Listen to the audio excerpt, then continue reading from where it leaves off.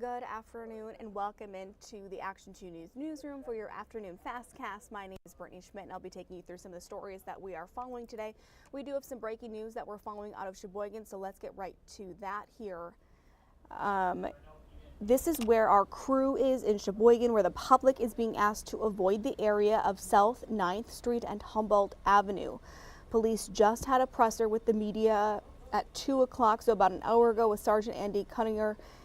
He says that the call came in with possible explosion with injury, and when the fire department responded, they realized that the injury was not an explosion, rather it was a gunshot wound.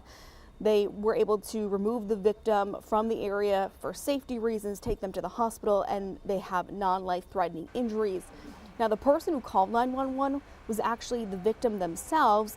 They're a contractor at the home doing some work on the property. So that's where this incident happened. Now police say that the person responsible for this, the suspect at hand, has been contained in one residence in that area. They still believe the suspect is within the house that they have a perimeter set up around. Our crews on the scene did recently just tell us that authorities are using flashbangs to try to get the suspect to surrender, to come out. We do know that they put out a message to the neighborhood, the general public, saying they're in no danger at this time. However, they're asking people to avoid the area. They're asking neighbors within that perimeter to shelter in place and go to their basements if possible. Here are the tactics police are using to get the suspect out. Here's a portion of that presser that we heard about an hour ago. We've been negotiating with him, attempting to make contact with him throughout the day via phone and intercom. Have you heard back from him at all? No. We've been negotiating with him, attempting to make contact with him throughout the day via phone and intercom. So I just repeated that there for you, some of the tactics they are using, and we're told that they will exhaust all tactics.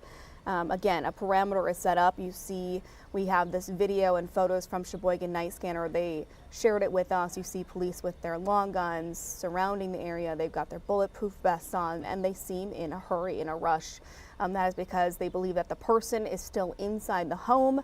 Again, the accusation here is that a contractor who is doing work on the property was shot. They received care, non-life-threatening injuries, we're told. Police, you see that they have their drone up doing surveillance as well. So we have a team on site.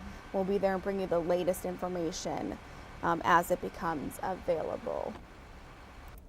Also coming up in about an hour, President Joe Biden is in Milwaukee today, and he'll be having a presser at 4 o'clock, so we'll bring that live to you at 4 p.m. But he's in town just one day after the Biden campaign opened 40 offices throughout the state. He's expected to talk about new project rewarding $3.3 billion to repair infrastructure in disadvantaged communities. So we'll have that for you as well. All right, back to a story that we've been following for 4 weeks now. Elijah Vu has been missing for more than 3 weeks now. We're in the 4th week of searches. Police continue to search. Community continues to search all throughout the area daily, looking for any sign of Elijah Vu. Again, he is a 3-year-old boy who was last seen in Two Rivers on February 20th. The reward for any information that leads to Elijah is now up to $40,000. Meanwhile, Elijah's mother, Katrina Bauer, and her boyfriend, Jesse Vang, are expected in court tomorrow for a preliminary hearing, and we'll bring that to you as well. Let's turn now to a fun story here. How cool is this? So, 2 boys high school basketball teams from our area are heading to Madison for this year's state tournament. Both the Neenah and Kiel teams have leave today, to play. Here's the video of Kiel kind of getting their send-off from the school, their team. You see all those kids standing outside. They've got awesome signs just cheering on the team. They've got an escort out of town as they head to the tournament. We wish them all the best. Kiel, this is the first time that they've been there since 2010, so we wish them all the luck, and we'll be following along as well. All right, that's just a cool video. All right, Bo, let's get right over to weather. It was beautiful yesterday. When I drove in this morning, it was beautiful. I haven't been outside recently, but tell me what's going on out there. So what's happening outside is we're starting to see the cloud cover increase a little bit as our next weather maker forms. So Okay. the sunshine will be leaving temporarily, but then we'll start seeing it come back by Friday. But looking at satellite and radar, you can see where the weather maker is down in Kansas, and it's going to be moving to the northeast towards northern Illinois, and that's where we're going to see our next chance of potentially seeing some showers. So looking at the pinpoint predictor for the rest of today, as you go home, you're going to start seeing cloud cover increase. And then by tonight, most of us will be seeing mostly cloudy skies. And then by tomorrow morning, there are chances that we could see a couple of showers here and there, mainly for the southern counties. Like if you're in the Northwoods, you're probably not going to see anything. Look at the mid-afternoon on Thursday. Most of the rain stays to the south. Fond du Lac, Sheboygan have the best chance of seeing it. And then for the northern part of the area, they don't have a chance really at all because dry air is pushing in, keeping the rain to the south. And then by the time you start driving home from work on Thursday, then the showers will start dissipating, and by Thursday night, it'll be done. So this is not going to impact everybody, but some areas to the south could definitely see some rain tomorrow. And then you can see rainfall amounts, hardly anything. Milwaukee, Madison, Chicago, they're going to get most of the rain. We're just going to get a little bit, not very much at all. And then another change is tomorrow, we're going to be back down into the mid 40s. So it's going to be cooler tomorrow, but it's actually going to get even colder next week. I'm talking upper 30s by next week. Here, let me show you the 7 days to kind of give you an idea. Actually, no, let's not use that one. Sorry, we're not going to use that one. Good. It's not accurate. But here, how about this? Looking at the precipitation chances. For Thursday, chances of rain. Saturday and Sunday, we have more chances of rain and potentially seeing some snow showers all in the afternoon into the evening hours. So far, it's only a 30% chance, but I don't know. Saturday, not looking great. Sunday, there could be something.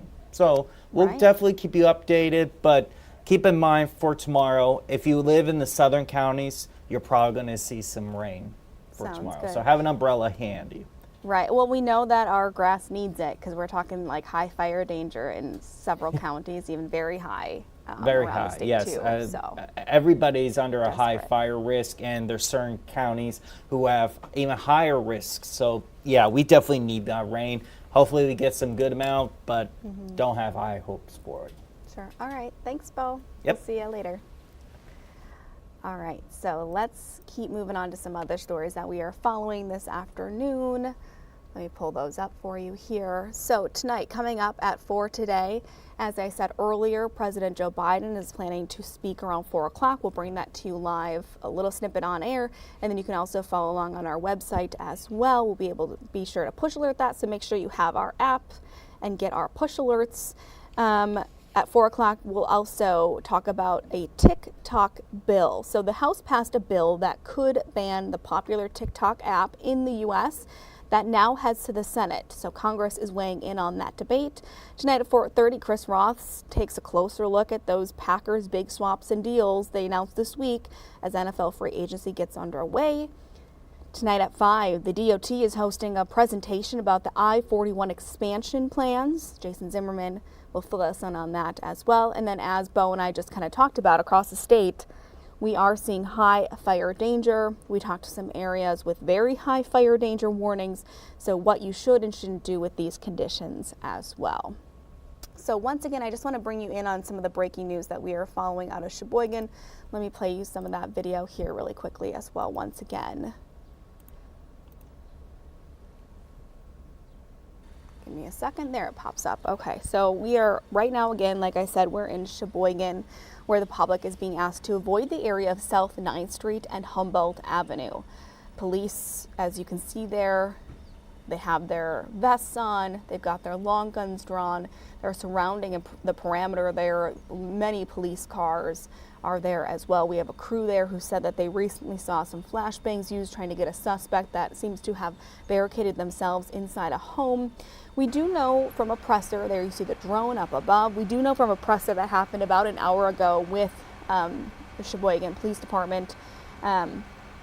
The call came in for a possible explosion with injury. So the fire department responded right away and realized that is not the case. Rather, this person had a gunshot wound.